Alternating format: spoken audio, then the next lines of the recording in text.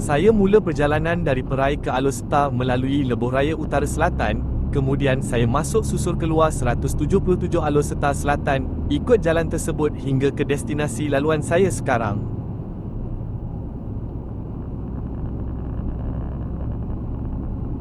Perjalanan dari Lebuh Raya Sultanah Bahyah ke Simpang 4 Jalan Kuala Kedah, simpang lampu isyarat utama menghala ke Kuala Kedah, lazimnya hanya mengambil masa beberapa minit sahaja. Laluan tersebut merupakan antara akses utama yang menghubungkan pusat bandar Alor Setar dengan kawasan pesisir Kuala Kedah serta jeti feri ke Pulau Langkawi. Secara umumnya, keadaan trafik di laluan ini adalah lancar, terutama pada hari biasa. Namun begitu, masa perjalanan boleh meningkat sedikit ketika waktu puncak seperti awal pagi, waktu bekerja dan persekolahan, tengah hari, urusan harian penduduk setempat, musim cuti sekolah atau cuti umum apabila jumlah kenderaan ke arah jeti feri meningkat. Walaupun begitu, kesesakan yang berlaku biasanya bersifat sementara dan masih terkawal.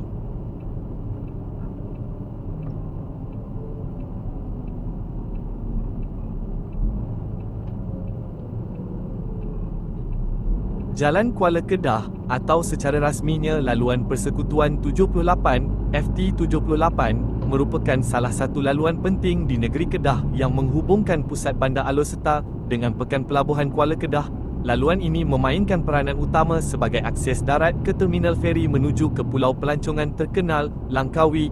Setakat Februari 2026, laluan ini terus menjadi antara jalan paling sibuk di Kedah, khususnya pada musim percutian dan perayaan. Laluan FT78 bukan sahaja menghubungkan kawasan bandar dan pelabuhan, malah menjadi nadi ekonomi serta pelancongan negeri Kedah. Ia digunakan oleh penduduk tempatan untuk urusan harian, pelancong yang ingin ke Langkawi, kenderaan perdagangan dan logistik, bas ekspres dan kenderaan pelancongan. Kebergantungan tinggi terhadap laluan ini menjadikannya antara jalan strategik yang sentiasa sibuk sepanjang tahun. Sebagai laluan utama ke terminal feri Kuala Kedah, FT78 sering mengalami kesesakan lalu lintas terutamanya pada musim cuti sekolah, musim perayaan Aidilfitri, Aidiladha, Tahun Baharu Cina, hujung minggu, musim pelancongan Langkawi. Kesesakan biasanya tertumpu di kawasan persimpangan utama sekitar Alor Setar, laluan masuk ke Kuala Kedah, sekitar terminal feri. Pada waktu puncak, kenderaan boleh bergerak perlahan sehingga beberapa kilometer sebelum tiba di pelabuhan. Jalan Kuala Kedah, Laluan Persekutuan 78, merupakan laluan penting yang menghubungkan bandar Alor Setar ke pintu masuk utama ke Langkawi. Dengan peranan besarnya dalam sektor pelancongan dan ekonomi, laluan ini memerlukan perancangan trafik dan infrastruktur yang lebih sistematik bagi menghadapi peningkatan jumlah kenderaan setiap tahun. Sebagai jalan strategik negeri Kedah, FT78 bukan sekadar laluan biasa, malah menjadi simbol pergerakan pelancongan dan pembangunan wilayah utara Semenanjung Malaysia.